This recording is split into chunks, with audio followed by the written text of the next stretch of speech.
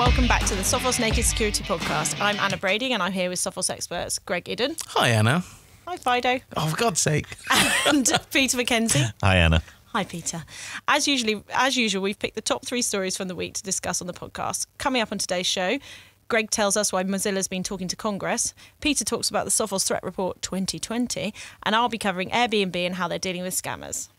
Mark's not here this week, so Mark's Thought of the Week is now passed to Peter's Thought of the Week, and you're going to be talking about ransomware and the latest. Yeah, what a surprise, ransomware. So not really a thought for the week, more just an update for the week. So there's been 2 quite large attacks over the last few days. One affecting an MSP. We've covered MSP attacks before. They are definitely increasing. So there's a company called smarterasp.net. They're an ASP.net hosting company. Oh, really?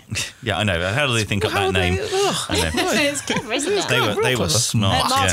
Yeah. So they've been hit by a ransomware called Snatch, and they have roughly 440,000 customers. We don't know how many have been affected, but obviously their servers have been encrypted. Their servers contain their customers' data. So some of their websites are down, some of their data's gone. So you've got all these, however many customers affected, now contacting their MSPs saying, what are you going to do about it? So like we've touched on before, this puts MSPs in a very difficult situation where arguably it was their fault. You know, they're the ones that got breached, but it's not their data.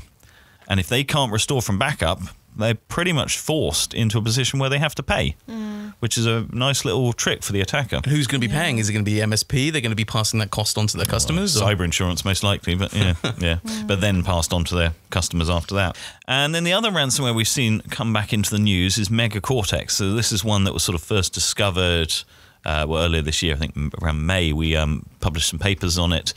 And they do pretty much the most devastating ransomware attacks that we've seen. We class them as high-impact ransomware. They target all your servers, all your endpoints, all at once. We've seen them encrypting thousands of machines in a matter of a few hours. It's the type of attack where the attackers have gained access to the network, they've gained domain admin credentials, they've planned the attack, they've wiped out your backups, they've tried to disable the antivirus as well, and then they launch these hugely devastating attacks. And now they've got even worse, because as well as encrypting your data, they also changed the password of the user on that machine. So when a user tries to log in, it fails. They're taken to a one of the legal notices you can get your logon screen that says you are a victim of ransomware. God. You know, you need to email these people to arrange payments.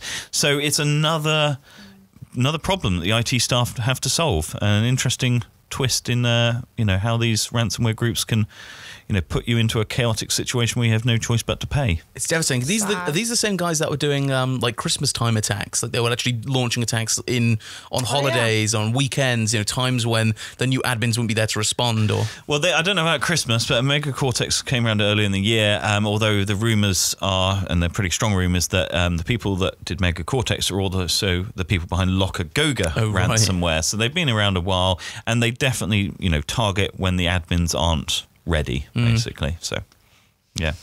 Gosh. Thanks, Peter. That's you nice. can come back and do one next week if you like. Oh, thank you. Can I recommend we get a segment in between where we maybe have a puppy and then we can just feel a little bit better after that? Very negative story. Yeah. Although for me it would have to be a cat. It is. Oh, a cat. Let's not have this debate. No. Yeah, because we will stop being friends. It is sad though. Devastates businesses. I mean, you deal with that. Devastating businesses, and when it attacks hospitals as well, that's a real impact. I've spoken to victims where they said, "Well, we've got people coming in for the results of their cancer scans and stuff, and they're gone. God. We can't give them. They're going to have to do it again. It's a real impact." And people will blame IT. They will blame the IT admins, even though this is an incredibly capable actor that's doing very nasty attacks and clearly is way above your typical attacker. But if you're an IT guy who just happens to, sorry, I say guy, I mean guy or girl, but if an IT person that gets compromised this way, everyone's going to be pointing the finger of blame at you for making some kind of mistake. And it's really hard. It's like, this is almost nation state level, quality of attacks. Is incredibly sophisticated. It is, over the last few years, the whole ransomware as a service, as well as all these other things, access as a service, it has got a lot easier for far greater amounts of people to do this type of stuff.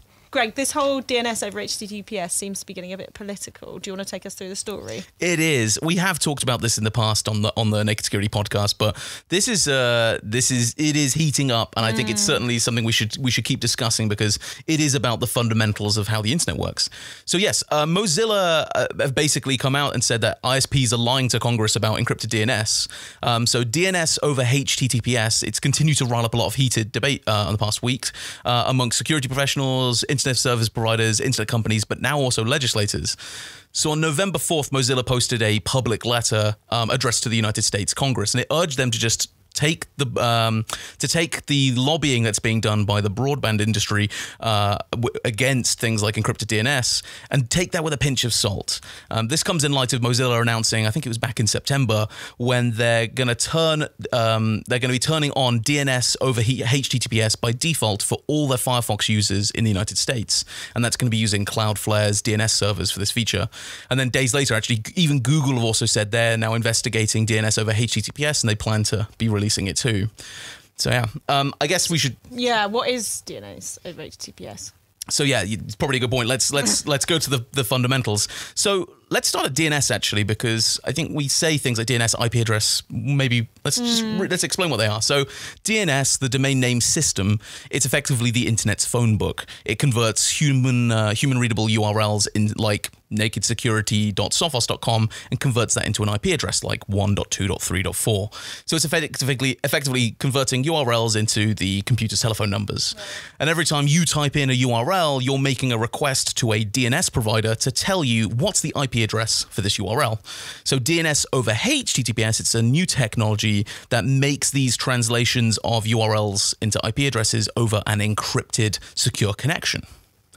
So what do we need DNS over HTTPS? I'll lean on Mozilla's letter here. They basically point out loads of instances where ISPs have abused their power being the first hop on our journeys across the internet. And the fact is, the DNS provider that we use is typically the one that's set on the internet router that we're currently connected to, the Wi-Fi access point or whatever. That's usually where the DNS provider setting comes from that then we send all our DNS requests to. So this means if you're like at a coffee shop, you're using the DNS service of whatever the ISP is at that coffee shop, and they're going to be converting your URLs into IP addresses. So as you're hopping from like network to network, from your house to your friend's house, you're potentially making these lookups to loads of different companies, telling them what you're trying to access and asking them to tell you what the IP address is. You're saying, hey, I have this URL, what's its IP address? So this makes DNS this really, really leaky technology. It means that, all this information about you is visible on any network. If you're looking up a URL, anyone who's on that network can skim your DNS traffic and see what are you trying to browse, what website are you trying to access. And by DNS being controlled at the network level by your internet routers and so on, this means that you actually never know if the network you're connecting to might be doing something questionable with your DNS traffic. So yeah, Mozilla's letter points out to Congress a load of instances where American ISPs have abused this power of gatekeeping access to the internet and DNS. So there's been instances where DNS traffic's been tampered with. So instead of replying with like the correct IP address for whatever you're looking up, they can give you a totally different IP address that's not for what you're trying to access. And they use this to block websites, to track users, to serve out adverts, and they even sell your data. Or there's been instances where they've extorted users to pay a premium to opt out of this kind of traffic manipulation. So if ISPs are saying it's a bad thing, surely it's a good thing. Well, yeah, kind of exactly. Yeah. So the one problem is that there's a lot of misinformation being thrown around there. And actually, even on the DNS over HTTPS camp, there's some misinformation being shared around there as well, because DNS over HTTPS, encrypted DNS, it's not a panacea. It doesn't make your web browsing magically invisible to your ISP. What it does do is it just ensures that whatever network you're on, you're always making a secure connection back to your DNS provider of choice, and you're always using them, regardless of what network you're on, to translate URLs into IP addresses. So it means that it's controlled. You're always doing it with who you trust. It's not being manipulated. People can't, manipulate your DNS results for financial gain. They can't inject adverts into it. They can't degrade your service or do selective blocking, and they can't even reply with like bogus responses and translate it into the wrong IP address. So it has a lot of benefits, and it doesn't stop ISPs from surveilling people. That's I think where a lot of this misinformation is coming from. What it means is, okay, the ISP A lot of the tech works by taking DNS requests, which convert URLs into IPs, and that means they can do all their filtering and monitoring on the URLs you're looking up. So if you're looking up evilwebsite.com, then they know that you were trying to browse evilwebsite.com. If they just see that you're trying to access 1.2.3.4, some address, they'd have to go and do some extra work to reverse lookup to convert the number back into a URL. So I think for them, a lot of their tech and infrastructure is probably built on this assumption that they control DNS, but based on all this abuse and manipulation, it's now driving people to need to secure it now, because you can't have nice things if you do these kind of things, and so it seems like a lot of unfounded fear and uncertainty and doom for a new technology, which ultimately doesn't actually hamper their ability to do monitoring. They'll still know all the IP addresses you go to. Yes, that's going to add a little bit of complexity because IP addresses might not map perfectly to URLs, but it still gives them a good idea of what services you're using, and it means we can finally get away from all this dangerous kind of unencrypted DNS, which can be manipulated, spied upon. And again, as you're network hopping, you're just sharing this information out to each and every different, internet router and ISP you go to. Different hotels can take that data. They know what room you're in. They know you connected to the Wi-Fi. You logged in as that. They now know all the websites you're going on. They can build these profiles on you. It's in this modern day where privacy is becoming more and more important because abuse is becoming more and more prevalent. DNS over HTTPS is just a natural evolution. So it's nice to see it. And I think I'm really glad to see Mozilla trying to point out that those that are lobbying to try and stop this might have some ulterior motives. So what is it that Mozilla is asking from Congress? I guess they're just trying to ask, please don't just listen to the lobbyists because they're saying this is bad. Understand that actually there's some misinformation going around and this should be reviewed with just a little bit of sensibility, because ultimately it's not the end of everything. It's not going to stop surveillance. It's going to allow them to do what they need to do, but it's just letting people get on with their lives in a slightly more secure way. We'll see what comes of this. Yeah, time will tell. This is going to stay another hot topic. I know a lot of IT admins are getting irate about it because DNS over HTTPS stops admins in companies from seeing the traffic of their users, where they need to surveil in their own offices. So it does cause some problems. Of course, this just seems a tech problem. We've got tech that lets you do all this inspection from the endpoint and you don't have to do it on the wire. So it's totally achievable if you need to achieve it and you want to go and deploy these technologies. It just seems a lot of people have old school mentality. They want to secure things and monitor things in the old way, and people are resistant to a bit of change, I guess. Yeah. Thanks, Greg. So it's now me, and I have a question because Mark's not here, so I may as well start mine with a question. Do you guys use Airbnb? Yeah, I have used it. I did. It was weird. Oh, really? Well, talk to me, Greg. Talk to you, Anna. I just found it really weird. I effectively turn up at some guy's house. It's his apartment. He lets me in. It's clearly just his apartment. Like, his stuff's everywhere. He goes into his drawer, gets some clothes out, put his bag, and he's like, cool, enjoy, there's tea and coffee there, and walks out. And it's like, did I just kick someone out of their apartment? Just felt a bit weird. Where was he going? I don't know, right? Like, was he just going to go sleep rough? Is he renting a cheaper Airbnb down the road? It's just all Airbnbs all the way down. There's always the locked cupboard as well. You're like, what's in the locked cupboard? I know, why do I want to get in there so bad? Yeah. It's where all the good tea is. Oh. And the crumpets. Who doesn't want a good crumpet? You can probably buy them from the shop, though. I love all the Americans just questioning, what on earth is a crumpet? Google it. Yeah, Google it. It's delicious. Peter, have you ever had a bad experience? No, I've used it, I don't know how many times, probably only about half a dozen. But no, I turned up. There's been a little locked box where I get the key from. And it's been good. I've stayed in some really nice places. Yes, yeah. I think it does allow you to have more of an authentic experience than some of it, like staying in a hotel. So we've written about Airbnb quite a few times on Naked Security, unsurprisingly. There was we've written about hidden cameras a lot. One Chinese Airbnb user, Yun Fei, found one lurking inside a router in a property she was staying at in eastern China. We've had them in smoke alarms, I think. I mean, it's a common story for us. I don't think it's common across Airbnbs necessarily. Who knows? Anyway, our writer Lisa Vass has stayed in an Airbnb that had no bin, no kitchen light, no running water, but a lot of broken beer bottles on the balcony and filthy sheets on an unmade bed. Ew.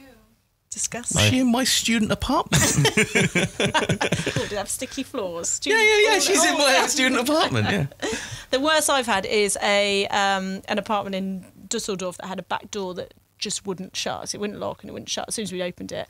And we called the host and he just said, put a table in front of it. He said, no, it's just ventilation. Yeah, it's exactly. He said, no one's going to get in. It's a first floor apartment. And I thought, So then there are the scammy Airbnbs. So there's the writer Ali Conti, writing for Motherboard, stayed in an apartment in Chicago, and when she was waiting for a check-in at her Airbnb, she got a call from the host, and he said that the unit had flooded, so he would find her somewhere else. He sent her some photos of this apartment or house, and she said the place looked okay, so she agreed to stay there. But she did ask him to put in writing what they had agreed, and then she accepted a change in the listing through the Airbnb's messaging app.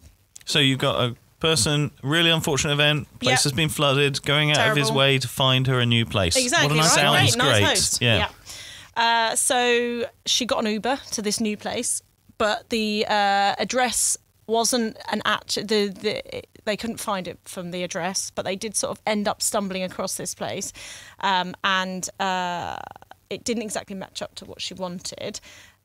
She stayed one night, and then the host texted her the next day saying that the plumbing issue wasn't fixed, but that there were new tenants moving into the place that she was staying at the moment.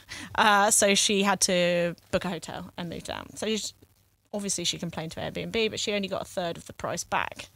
So she's a writer, she's a journalist. That's not going to stop her. She's sniffing out a story. So she thought, this isn't okay. She did a reverse image search on the profile picture of these people and found the image on a surfing-themed wallpaper website. I think it was like a beach. Yeah, it was like a beach, someone looking out across a beach. And so she looked at the reviews, she tracked other people down and found lots of other people that had the same experience. Well, so these other people, were like even down to the whole plumbing kind of scenario? Yes, there were plumbing, there were other issues, but sort of the same, very similar story. She ended up down a little rabbit hole and unearthed what looked like an operation that ran 5 accounts, hosting 94 properties in 8 cities. So what it looked like they were doing is that they had taken lots of photos of these different apartments, but they were all at different angles, and it was quite clear if you looked at all the photos of the different apartments, it was the same apartment. And it was a very beautiful apartment, but clearly one apartment, not the 94 properties, and not the one you get to stay in either. That's the one that got flooded, in theory, then, yeah? Yes, that's the one that got flooded. So she complained to Airbnb, but she didn't hear back, or she hadn't at the time of writing. And the FBI is investigating. Of course, this isn't the only scam. The Better Business Bureau say that they've had 200 complaints through its scam tracker in the last 3 years, and half were about fake profiles, which actually 200... I mean, it doesn't seem that much. Yeah, we discussed this before the podcast, actually, because it does seem dangerously low. But then again, we were talking about how many of us, like, if you got ransomware on a computer or you got a scam email, do you contact the law enforcement? Do you even know which one you're meant to contact? Yeah, exactly. I've never... What were they called again? I've never heard of it. Better Business Bureau. I've not heard of... I mean, I know this is probably US related, but still, I've still not heard of that. And I thought I was relatively well informed on these kind of matters. So I it's mean, weird. We've got action fraud in the UK, exactly. haven't we? But most people have no idea who they are either. So no, and you just want to sort the situation out. You're on a holiday. You just want your money. I mean, that's what you're after. So you're more likely to go to your bank than you are to go to law enforcement. Immediately, you're looking for a place to sleep. Exactly.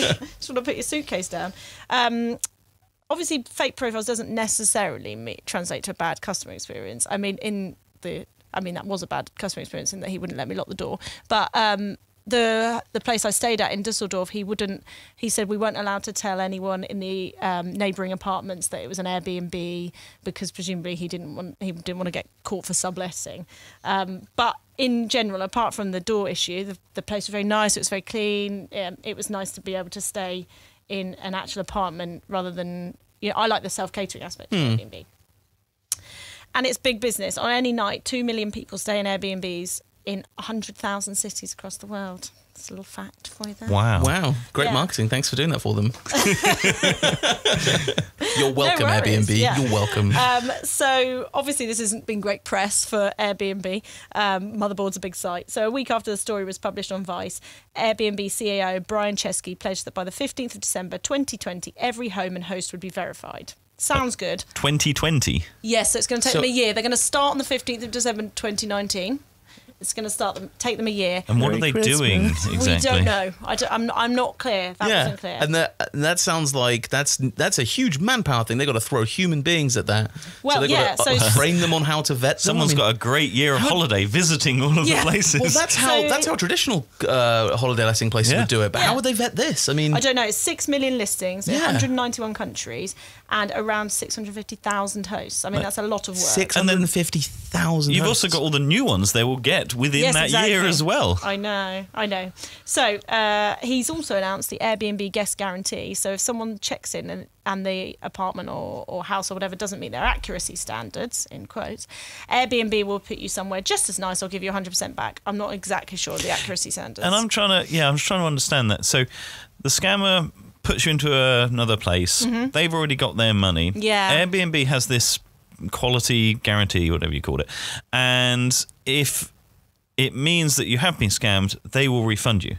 But where do they get that money from? Do they take it back from the original scammer? Because if they're not, they're really just covering the costs of this scam themselves, which they will then pass on the costs as well. They're not fixing the scam. They're not actually fixing the scam. Well, I guess because now they're going to verify every single house. There won't be any scams. That'll fix it, yeah. Well, I mean, this scam smells of the fact that this is an abuse of Airbnb's policy, right? So, because it's that 10 minutes before you're about to go into your Airbnb apartment or whatever you've just rented, and literally 10 minutes before, maybe you've just come in off a flight, it's like 10 o'clock at night, you got your bags, 10 minutes before, oh, really sorry, we can't check you in, there's been a flood, so we've got this other thing for you. I mean, what are you meant to do in that instance? If you're going to like a big popular city like London, like it might not even be possible to get a last minute hotel room, especially for an affordable price. Yeah. And so you go and stay in that bad place, and you deal with it for that night, but then the next morning you're like, well, look, this is not the apartment I want to rent, this is a horrible place, but you've already stayed there.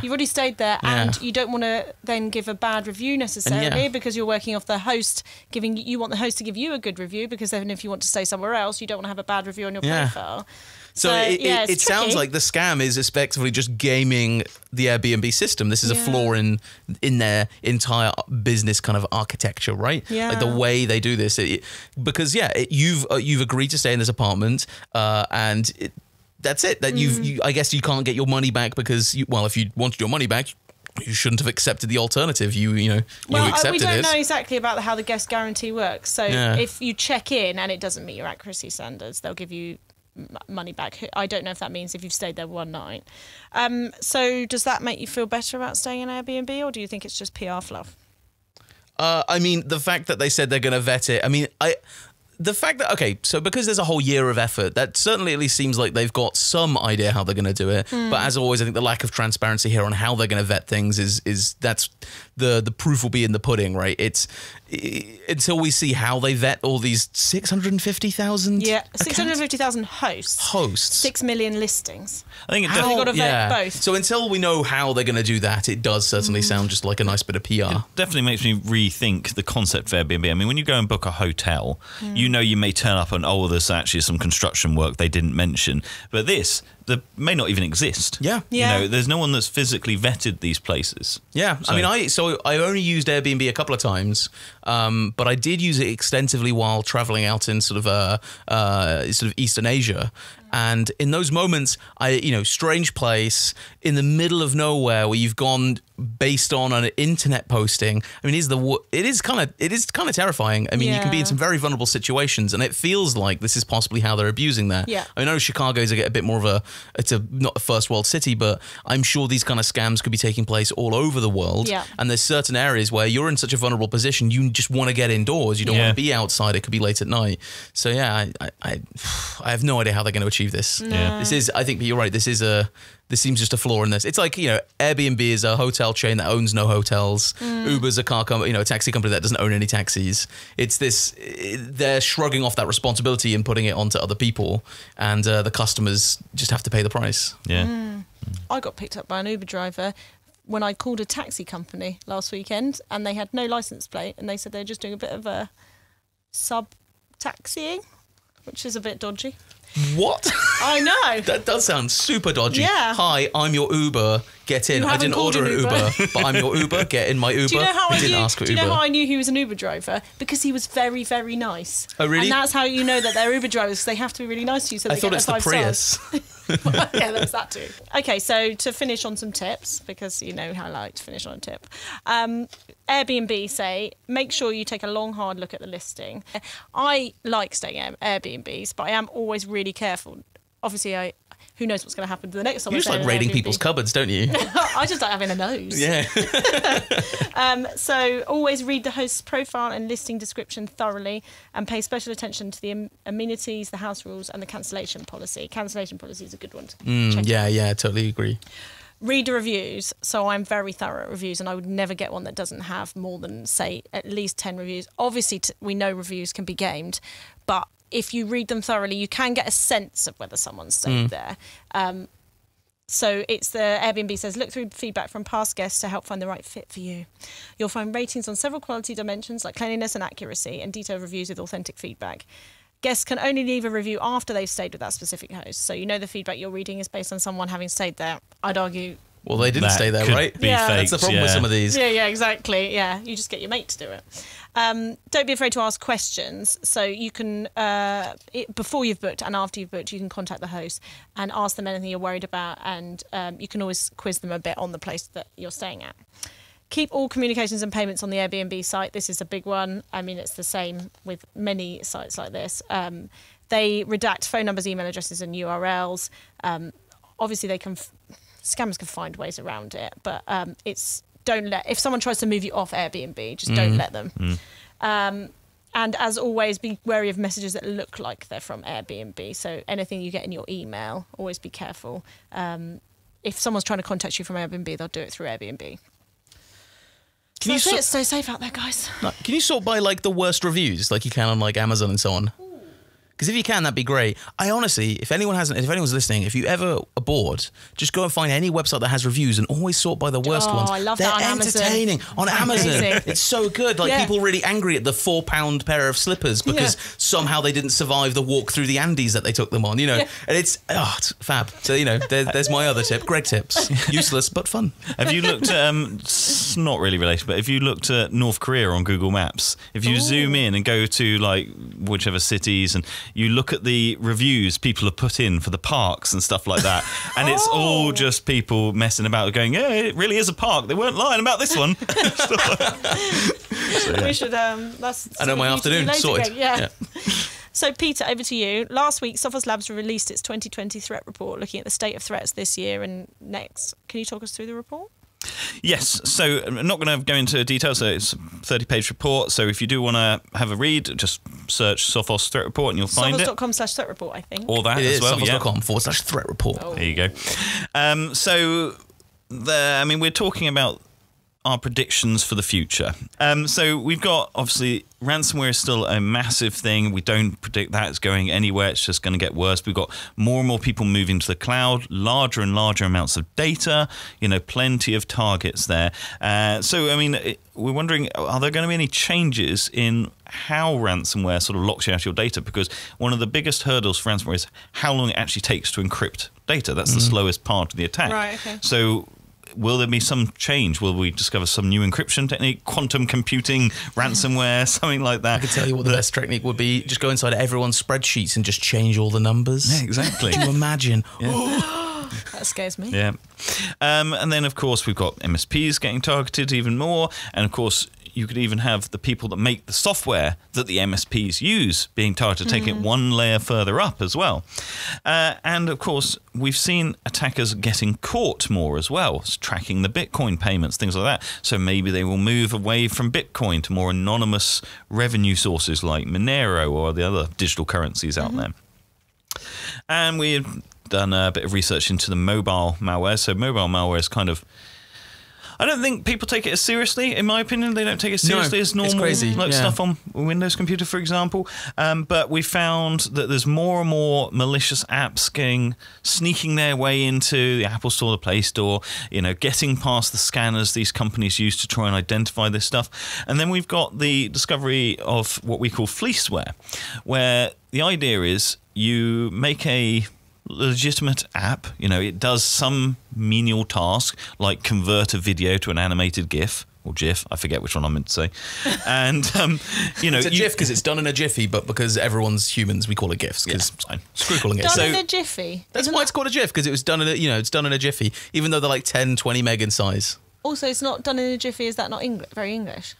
I mean, graphics interchange format is also in English. A lot of tech is in English. No, but I mean, as in anyway. Derailed. As in UK English. Dedicate a whole British podcast to that whole discussion. But anyway, so the idea, you have an app that does something and you give it away free with the sort of requirement that you fill in your credit card details, because if you choose to keep the app, there is a subscription. And of course, everyone does the same thing as I would normally do, is you go, well, I'll install it, I'll do it what I need to do, and then I'm going to uninstall it. Simple. But uninstalling it doesn't actually fix the problem. You also have to tell the vendor that you are not wanting to use the subscription. And if you don't, then they start charging you for it. And we've seen what is clearly a scam or, a con, where they've been charging $200 a month for something that makes animated GIF GIFs. GIF GIFs. That's it. We solved it. Yeah. We solved it. It's GIF GIFs. So we've seen loads of these apps. They just do all these menial tasks and charge hundreds of dollars a month if you forget. And that's after you've uninstalled them as well. So wow, as I said on a previous podcast, I tried to download a scanner app and it was going to charge me £47 for if I didn't, like a QR if I didn't code cancel. Yeah. No, like a document scanner. Oh, okay. If I didn't cancel within 3 days. Yeah. I remember this. I didn't say it at the time when you were describing it, but when you said you downloaded a scanner app, I just imagined, like when a scanner rubs across the paper, like meh, like somehow it just would be like that's a bit old school. And How old are you, Greg? 85. Old enough. Yeah. And then one other bit of mobile malware we saw was the one called Anubis banking malware. So basically, banking malware on a phone is typically, it's an app that gets installed and it monitors your legitimate banking apps. So when you're logging into your bank via the app, it's recording your keystrokes and stuff like that and sending it off. And one unique feature about Anubis is instead of having like a hard-coded C2 address, the server where it sends all your information, what it would do is connect to certain social media accounts, certain Twitter accounts, and get this like string of Japanese or Chinese, I forget which one, Chinese text that, as far as most people are concerned, is gibberish. When actually it's an encoded string. They decode it in the app and they get the C2 address. So it's another way of evading detection. Brilliant. Yeah, we've seen this where sneaky. attackers have used things like Pastebin to control their botnets and so on. And of course, for any admin, you just can't see the traffic. It's just standard web traffic to pretty average, normal-looking websites. It's clever and very hard to stop. Yeah. Then we talk about the internet's background radiation, just the sheer amount of noise on the internet. And for example, the RDP research we did, where you stick a machine online with RDP access, and in, was it a minute and 16 seconds or whatever, someone's trying to brute force it. And we looked into some other things like exposed databases. It was even quicker. So just putting a machine online, you're suddenly getting port scanning, vulnerability scanning, brute forcing. Yeah. There's just so many attackers out there doing this kind of stuff on mass automated scale now. And we've got cloud infrastructure, so obviously more and more people moving to the cloud, as I said. And over the last year, I mean, anyone want to? I have no idea what the number is. How many giant data breaches there have been this year? Too many. Yeah, exposed. Well, one is too many. So, exactly. Yeah, exposed databases, which normally come down to the fact that it's just a misconfiguration from one of the admins. Yeah, so something super simple is like an S3 bucket with just, instead of set to write only, they've got read and write. Yeah. Simple permission and we can expect more and more of that. I mean, one of the benefits of cloud is, of course, that you can scale it up at an instant to your needs, but how do you ensure your security is scaling up with it? It's very difficult. An example of some of the cloud sort of attacks we've seen is a malware called MageCart. And what it basically does is it infects a web server and injects malicious JavaScript code into the websites that server is hosting. And what that means is you're going through the payment system for that website, and right at the end, when you're putting in your payment details, they've injected this JavaScript code that will also steal your details and send it off. And this was discovered about a year ago or so now. But they think probably, I mean, 960 companies is the number I've seen quoted. It's probably higher than that now, with millions of users being affected. Some of the companies include Ticketmaster, I can't say that. Ticketmaster, Cathay Pacific Airways, and British Airways, to name very much a few. So it's another big infrastructure. So the thing about cloud, we always have to remind people, it is the provider's job to secure the cloud. It is your job to secure the data in it. So, and then we sort of end off with a bit more of a prediction into the future, sort of 10 years into the future. So we know about machine learning. Machine learning is this great new technology, really scalable for detecting new threats. And clearly the attackers are beginning to realize how good it can be, because we've started seeing them trying to get around machine learning. One technique called string stuffing, where basically, I mean, the concept of machine learning is you have a file, you compare that file to 1 billion bad files and 1 billion good files, and you do a mathematical equation to say, look, which one is it closer to? Is it 80% closer to bad? Is it 10% closer to good? That kind of thing. You're getting this score. So what people have realized they can do, if done in a certain way, they can take their bad file, stuff it with a load of good code, and reduce that score at the end. Wow. And I mean, you can tell anything is a serious threat to attackers when they do an evasion contest for machine learning at DEF CON. I mean, so that's happened this year as well. Big time. Made it big time. So yeah, if we start to see offensive machine learning at the moment, we start going to see more of that in the future. So for example, if you talk about spam emails, someone writes those spam emails. Well, there's already machine learning out there that can generate news articles, generate fake news, all this kind of stuff. So think of the massive increase in spam that we could see when machines are actually generating those spam emails and tweaking them and, pumping them out on an industrial scale like never before. And then, of course, you can have machine learning that does phone calls. So you can have the vishing scams where they call you up and actually you're speaking to a machine learning or an AI, basically conning you out the money. And, of course, have you heard of deep fake videos? Yeah. Oh, yeah. Where basically if you, let's say, get, I don't know, I'm picking a name up, President Clinton, ex-President Clinton. Well, they did Obama, I think. Yeah, I think they did Obama, didn't they? So you get like every bit of footage online about someone, and then from all of those different angles, you can basically generate a 3D model, and then you speak, and that model speaks for you. So instead of having an email from your CFO saying, hey, we've got to make this $2 million payment to this new account immediately, must get done today, you might receive a video from your CFO saying we've got to do this, making it even more realistic. It's funny. Shameless self-plug. We're doomed. I wrote a paper for Sophos News, a blog article, I wouldn't call it a paper, called The Security of Machine Learning. This is an area I'm thoroughly fascinated by because machine learning is often passed off as this panacea, right? That it just somehow stops all threats. There's certain companies that talk about how AV is dead and machine learning is the future, and it actually they kind of ignore a sad fact of machine learning, which is that there is an unsolved problem. It's known as adversarial examples. So let's take the idea of computer vision in a car, right? That's a self-driving autonomous car using computer vision to see the world around it.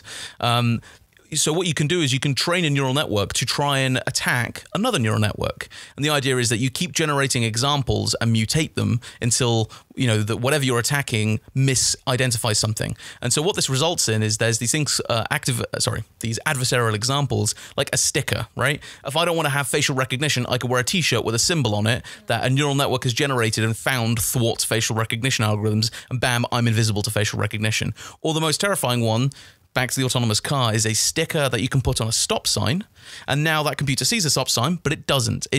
That sticker has tricked its neural network into thinking that stop sign is not a stop sign, and away it goes. And this is an unsolved problem in computer science. Like this isn't just a bunch of machine learning is amazing. There's a fundamental problem that machine learning is very good at classifying things, and that's what it's designed to do. It's designed to classify things. It's not trained and designed to classify things that it's trying to trick it into misclassifying. Like, as in, it's not designed to find things that are trying to trick it.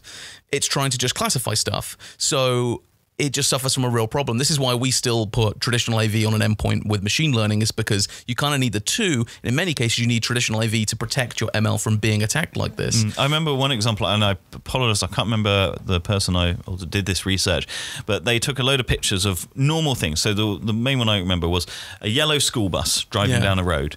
Machine learning goes, that's a yellow school bus. We've seen a million pictures like that before. We can clearly identify this as a yellow school bus. You then sort of cut that bus out and stick it on its side and goes, well, that's a banana. You rotate it. Yeah. Because it's not used to seeing a school bus at that angle. So it goes, well, it can't be a school bus. It's clearly a banana.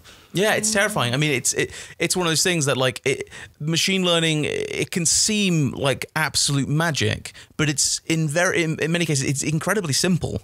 And so to be attacked, like you said, you could attack a machine learning algorithm that's designed to detect like cars and stuff by just rotating it. Like, for instance, I could trick machine learning by just putting the wheels on my car, like attach them on the roof at an angle that makes it look like my car's upside down. I think we should carry out by saying we are not the scientists behind machine learning, and I can almost hear the Sophos data scientist going, no, that's not how it works. Well, Josh, our chief data scientist, is actually the one who educated me on this about this unsolved problem. So it is.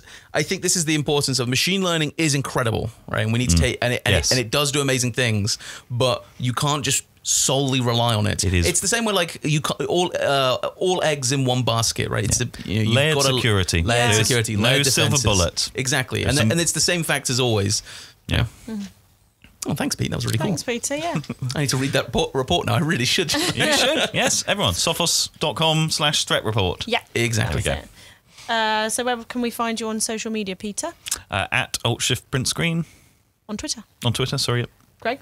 At SecBug on Twitter. You can also find me on Reddit as SecBug as well if you want to drop by the Sophos subreddit. I am one of the mods there. Slowly getting there.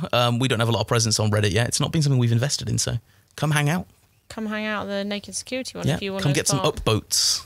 Upboats? Yeah. Is that like narwhals bacon at midnight? I'm just saying Reddit things. The Redditors get this, Anna. This is not your forte, I can see. Give me an Instagram joke. When does the narwhal bacon, Anna? The narwhal bacon's at midnight. Oh dear. I'm just not cool enough. Sad enough. Sorry. Cool enough. I'm at Anna Brady on Twitter, and we are, of course, at Naked Security on Twitter, Instagram, and YouTube. We've got a new fancy YouTube channel, which has me and Doug hosting, saying hello with our little video. So it's very exciting. Make sure you check it out if you haven't. You can find us on Facebook by searching Naked Security, obviously, where we do weekly Facebook Live videos chatting about the latest security topics. If you like our podcast, please rate and review it. We still need more reviews. Peter and Greg, have you done a review? Self-review. You wouldn't do that, would you? That guy Greg is amazing. He should be on every episode. I've certainly done one for myself. No, I haven't. That's a joke. My wife has said she prefers hearing me on the podcast than in real life now. She says if I could just speak to her through the podcast and not drivel about security the rest of the week, she'd really appreciate that. We like Claire. She also prefers the animated version of me to the real one. Don't we all? Don't we all? You can tweet us at Naked Security with suggestions or tips for the podcast, and you can email us at tips@sophos.com. And until next time, stay secure.